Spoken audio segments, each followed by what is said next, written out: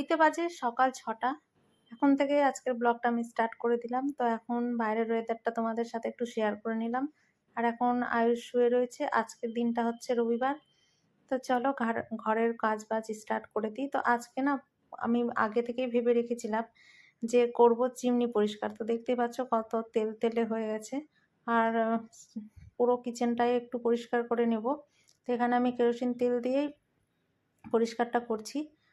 আর এখানে চিমনিটা না অনেকটাই নোংরা হয়ে গেছিলো, কারণ অনেকদিন বাদেই বাড়ি থেকে মানে দেশ থেকে আসার পর আর পরিষ্কার করা হয়নি। আর নর্মালি তো মানে ওপরেই যা মুছি পরিষ্কার করে নিই চিমনি। আর এমনিতেও সার্ভিসিংয়ের জন্য ডাকা হয়। তো এখন আমি পরিষ্কার করে নিচ্ছি মাঝে মধ্যে।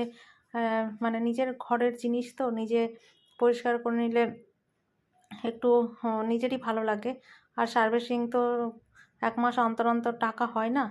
তো ৬ মাস বা ৪ মাস এরকম তো অনেকটাই নোংরা হয়ে যাবে, ওই জন্যই মুছে নিই। আর তার সাথে করে চিমনি থাকলেও চারিপাশটাও তেলতেলা হয়ে যায়, যেরকম জানালা, এই যে মডুলার কিচেনের এই সব সবগুলো একটু মানে মোটামুটি করে মুছে নিয়ে মানে নিলে ভালো হয় আর কি, বেশ পরিষ্কার পরিচ্ছন্ন থাকে।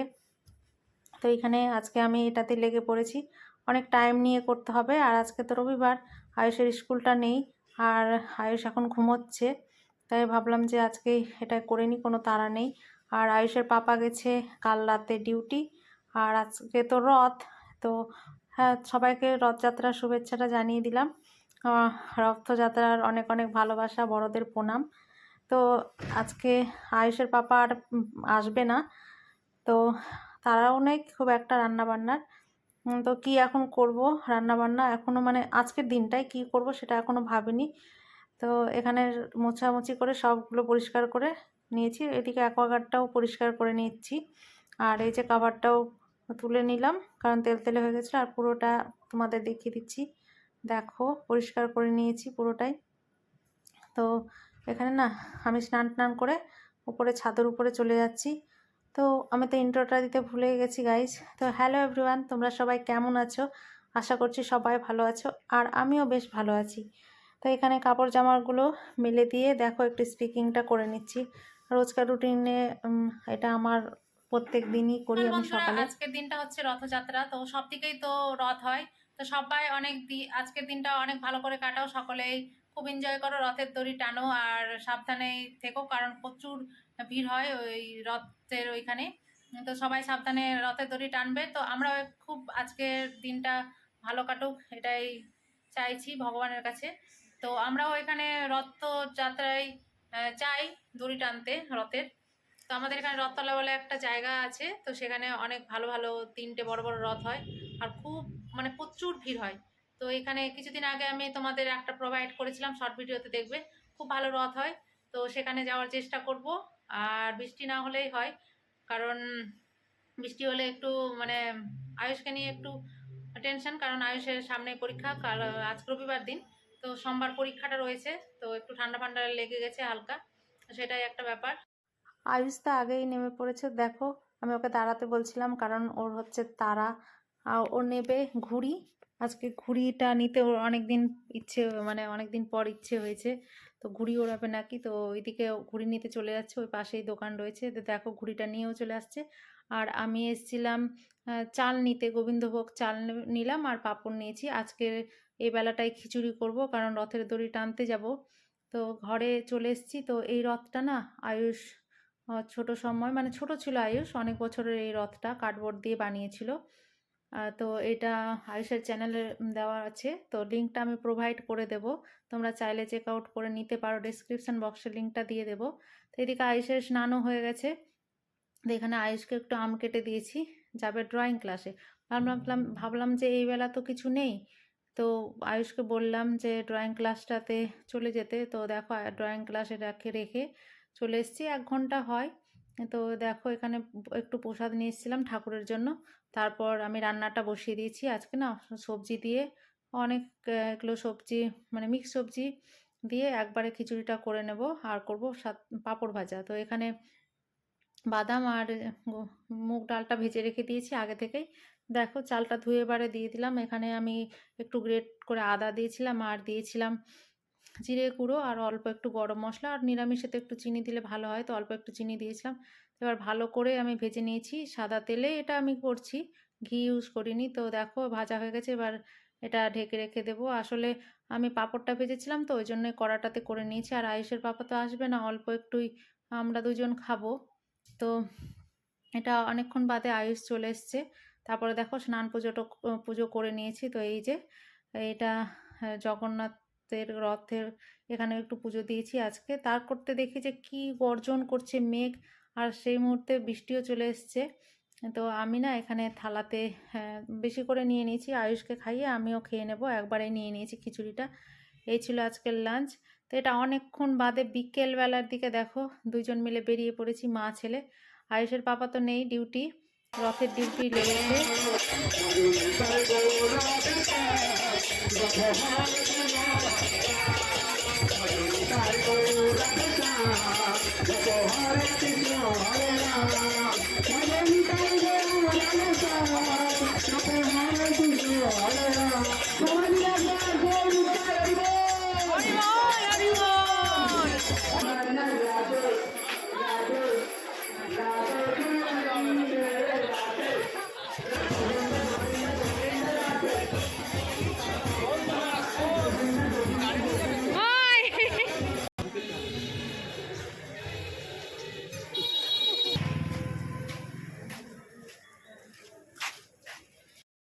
তো এখানে আমি না যাচ্ছি রথতলা। তো এটা হচ্ছে আমাদের গলি মানে রাস্তা আর কি, ফ্ল্যাট থেকে বেরিয়ে। তো এখানে দেখছিলাম অনেক ছোট ছোট বাচ্চারা দেখো ছোট রথ নিয়ে বেরিয়েছে, আর অনেক ভালো লাগছিল। আর সত্যি কথা বলতে এইরকম মানে একটা মুহূর্ত উপভোগ না করলেও হয় না। তো এটাই তো বাচ্চাদের আনন্দ। ছোট সময় আয়ুষও টানতো অনেক বছর আগে। তো দেখো এই যে বাচ্চাটা হাঁটতেও পারে না, তবুও রথ নিয়ে বেরিয়েছে, বেশ ভালো লাগছিল। আর দেখো এবারে আমি চলে এসেছি রথতলায় মন্দিরে, আর জগন্নাথ দেবের মন্দিরে। তো প্রথমে আমি মন্দিরটাতেই ঢুকে গেছি, একটু ঠাকুর দর্শন করব, মানে মন্দিরটার এখানে একটু দর্শন করব আর কি হচ্ছে। তো দেখো আয়ুষ চলে যাচ্ছে, আর কি সুন্দর করে পুরো মন্দিরটা সাজানো হয়েছে। তো এখানে তো ঠাকুর তো রথের জন্য নিয়ে চলে গেছে। তো এই যে দেখো এই ঠাকুরগুলো ছিল ছোট ছোট, আর কি সুন্দর করে সাজিয়েছে। আর এইদিকে অন্নভোগের ব্যবস্থা হচ্ছিল। তো এই হচ্ছে পুরো মন্দিরটা। তো আমিও আগেও এসেছি, তো তোমাদের সাথে একটু শেয়ার করলাম। মাঝে মধ্যেই আসা হয় কখনো কখনো। তো দেখতে পাচ্ছ বাইরেটায় কি হারে ভিড়। তো চলো ব্লগটা দেখতে থাকো।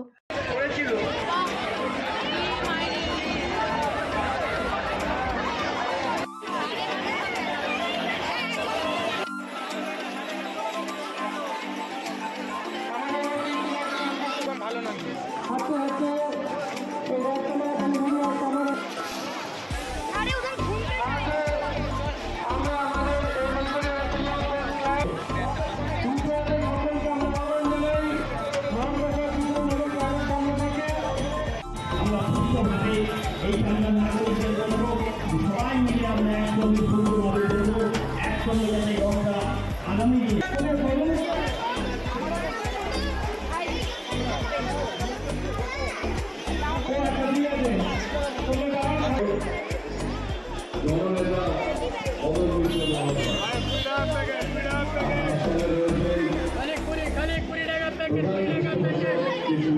প্রণাম জানাই। আর এখানে রথ দেখার জন্য বহু বহু মানুষ থেকে অনেক মানুষ এখানে উপস্থিত হয়েছে। রথযাত্রা আমাদের এত মানুষের সমাগম, এত ঐতিহ্যশালী রথ, তাকে মানুষের ভালোবাসায় ভগবান এখানে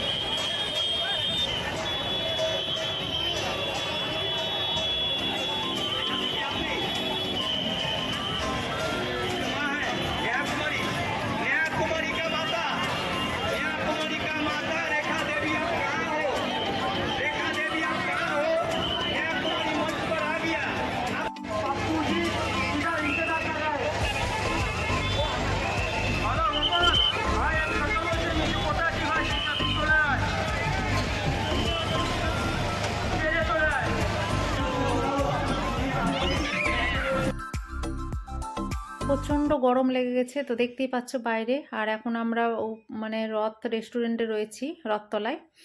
তো এখানে না একবারে ডিনার করে বাড়ি চলে যাব। আয়ুষের পাপা তো গেছে ডিউটি, কারণ ওদের মানে রথের ডিউটি পড়েছে, তা আজকে তো আসবে না। তাই ভাবলাম যে বাইরে ডিনারটা করে একবারে বাড়ি চলে যাই। তো দেখো এখানে আয়ুষ আর আমি চলে এসেছি। তো কি অর্ডার দেব সবটাই তোমাদের সাথে শেয়ার করব। আর আজকের দিনটা অনেকটাই ভালো কাটলো।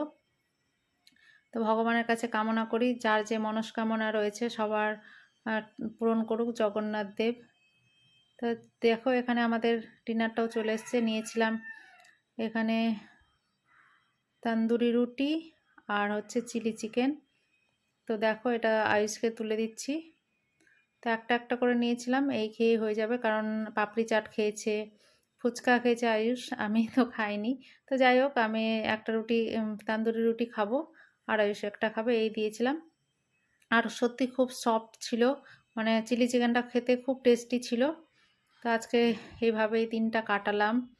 তো তোমাদের কেমন কেটেছে রথ, মানে রথের দিনের কমেন্টস বক্সে জানাবে।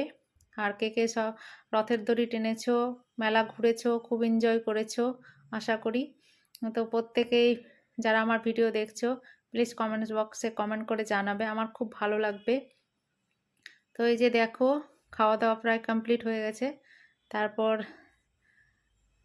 যাব বাড়ি, কারণ অনেকটাই গরম লাগছে আর অনেক রাতটাও হয়ে গেছে।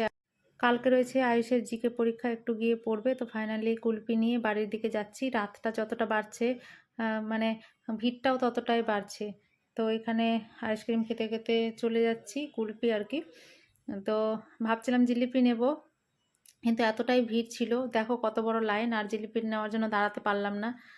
তো আজকের ভিডিওটা কেমন লেগেছে জানাবে অবশ্যই একটা কমেন্টসে, আর ভালো লাগলে লাইক শেয়ার করে দিও। তো চলো আবার দেখা হচ্ছে, ভগবান সবার